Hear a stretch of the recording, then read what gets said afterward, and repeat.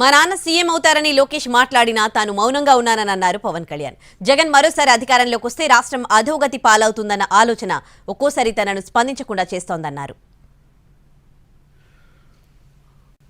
లోకేష్ గారు ఆ రోజు మా నాన్నగారు ముఖ్యమంత్రి ఎన్ని అన్నా కానీ ఇవన్నీ నేను ఎందుకు దాన్ని పెద్ద మనసుతో వదిలేస్తానంటే, ఒక పార్టీని 3 దశాబ్దాలు నడిపి 3 సార్లు ముఖ్యమంత్రులుగా ఉండి అలాంటి కుటుంబం నుంచి వచ్చిన వ్యక్తులు సహజంగా గబుక్కుని ఒక మాట వచ్చేస్తుంది. దాన్ని రాష్ట్ర ప్రయోజనాలను దృష్టిలో పెట్టుకొని జగన్ అనే వ్యక్తి ఇంకొకసారి వస్తే రాష్ట్రం అధోగతికి పాలవుతుంది అన్న ఒక్క ఆలోచన నన్ను చాలాసార్లు రెస్పాండ్ కానివ్వకుండా చేస్తుంది. వాళ్ళు అలా మాట్లాడారు కదా, మీరు ఇలా మాట్లాడచ్చు కదా అంటే అదే కదా తేడా అని చెప్తాను నేను. అంటే నేను చాలా ఆలోచించి, ఎందుకంటే ఒక పొత్తుని ఇబ్బందిగా గురి చేసి ఒక మాట మాట్లాడడం చాలా తేలిక. నేను అది ఈ రోజున మాటిస్తున్నాను. రిపబ్లిక్ డే రోజున ఎన్ని విపత్కరమైన పరిస్థితులు వచ్చినా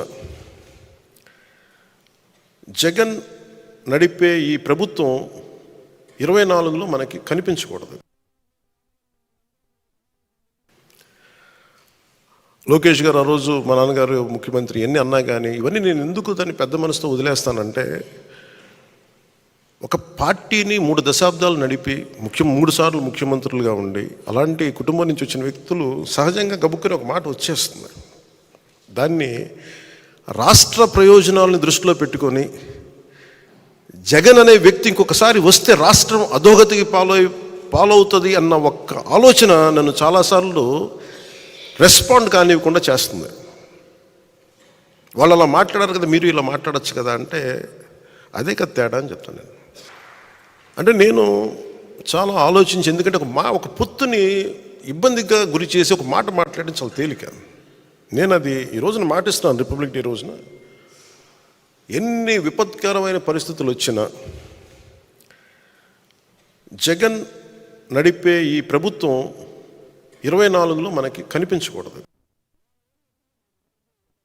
ఎందుకు ఒక్కడనే మనం వెళ్ళలేదని అనడానికి కారణం, అసలు ఎందుకు ఈ మాట చెప్పారు వైసీపీ. నేను మాట్లాడుతున్నప్పుడు వైసీపీ వ్యతిరేక ఓటు చేయకూడదు అనటం వల్ల మీకు టీడీపీ పార్టీ బతికేసింది, మీరు జైలుకి వెళ్ళి చెప్తే వాళ్ళు బతికేశారు, మేము నలిగిపోతున్నాం. అంటే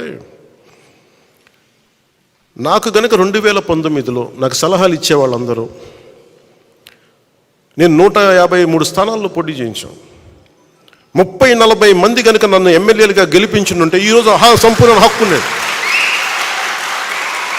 30-40 మంది పక్కన పెట్టండి, కనీసం నన్ను కూడా గెలిపించలేకపోయారు. కనీసం నన్ను గెలిపించున్నా కానీ బాగుండేది.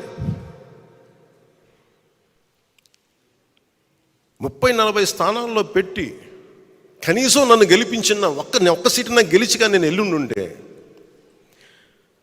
అప్పుడు నీకోసం నిలబడ్డాం, అందుకని ఈసారి నువ్వు ముఖ్యమంత్రి స్థానం అడగంది ముందుకు వెళ్ళకూడదు పొత్తునంటే అప్పుడు నేను వింటాను సంపూర్ణంగా. నువ్వు మనకున్న ఇండివిజువల్గా వెళ్తే ఏం జరిగి ఉండేదంటే ఖచ్చితంగా మనం కొన్ని సీట్లు సాధిస్తాం, అనుమానం లేదు దాంట్లో. ప్రభుత్వంలోకి అడుగు పెడతాం లేదు నాకు తెలియదు. నేను పోయినసారి జరిగిన దీని పరాభవం అనండి, దెబ్బనండి, ఓటమి అనండి, అది నన్ను చాలా ఆలోచన తీరు మార్చుకునేలా చేసింది నన్ను.